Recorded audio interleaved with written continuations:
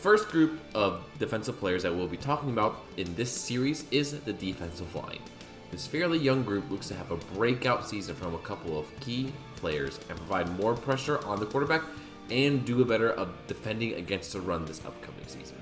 For this group, I'm considering players that are listed as either D-line or defensive tackle on the Packers official roster on their website. So let's go ahead and start off with the anchor of the line, the great Kenny Clark. Going into his 8th season out of UCLA, Clark continues to be a massive presence up the middle for the Packers, being one of the best defensive tackles in the NFL. He is pretty darn good at both defending the run and rushing the passer, and is often the focus of many double teams by opposing offensive lines. With some of the way the younger guys are performing this offseason and in training camp, this might be the first season in a while where you can't just double team Kenny and get away with it, and that should mean that Kenny should be free up to do a lot more wreckage up the middle.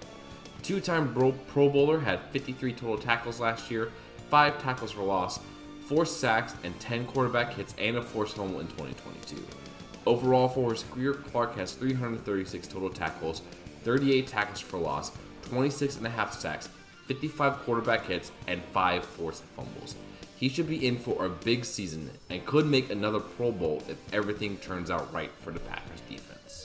Drafted in the 4th round of the 2023 NFL Draft out of Auburn, Wooden has already been impressing coaches in camp this offseason. In his career at Auburn, he has started 36 total games with 152 total tackles, 30 tackles for loss, 15 sacks, and 3 forced fumbles. He looks to be a really good backup defensive tackle with high energy and should get a good amount of opportunities in his rookie season as a rotational defensive piece. Drafted in the 6th round of the 2023 NFL Draft out of Bowling Green, Brooks I think could be another steal in the later rounds of the draft for the Packers. He was an absolute beast for the Falcons in 2022, having 50 total tackles, 8 tackles for loss, 10 sacks, and 2 forced fumbles. I know a lot of people will say that since he played in the MAC, for a smaller school, level of competition not that good, you should not really take those stats into consideration. But he can play. He has a very high motor, he is a strong man, and I think he should be another good addition to this Packers D-line rotation. And I think he can surprise us this season, so keep an eye out for Carl Brooks. The third-year pro out of Florida had a bigger role in his second season as an early down run-stuffing defensive lineman, and he played that role pretty darn well. His snap count went up from 24% to 32% from his rookie season, and he had 31 total tackles, 2 tackles for loss, and he also had 2 pass deflections in his second season. He looks to play a similar role this season, being an early down specialist that can help in the run game, and I hope that he continues to improve in that role, and I think he should be able to as well. The second of the Packers' 2 first-round picks in 2022, it was really surprising that the former Georgia Bulldog did not get as much playing time as expected last season, especially considering that when he did play, he was a massive difference maker last season. Especially in the last game of the season against the Lions, Wyatt was a beast, making several great plays in the backfield and really getting some good pressures on Jared Goff. In his first season, Wyatt had 15 total tackles, 1.5 sacks, 1 forced fumble, and 3 quarterback hits in only 23% of snaps played. All word so far from the Packers camp is that he has been absolutely impressive, and I'm looking forward to him and Kenny Clark giving opponents fits on the defensive line this upcoming season. The second-year pro out of Florida did not play a single snap for the Packers defense in his rookie season. For his college career at Florida, he had a total of 60 tackles, 3 sacks, 8 tackles for loss, and a forced fumble in 4 seasons. He is an interesting player to keep an eye on in the preseason, as he had a full season to help improve his craft at defensive line. Could be an intriguing depth piece for this defensive line. Drafted in the 7th round of the 2019 draft by the New York Giants, Chris had a tough time finding a home in the NFL, as he hasn't appeared in an NFL game since being drafted.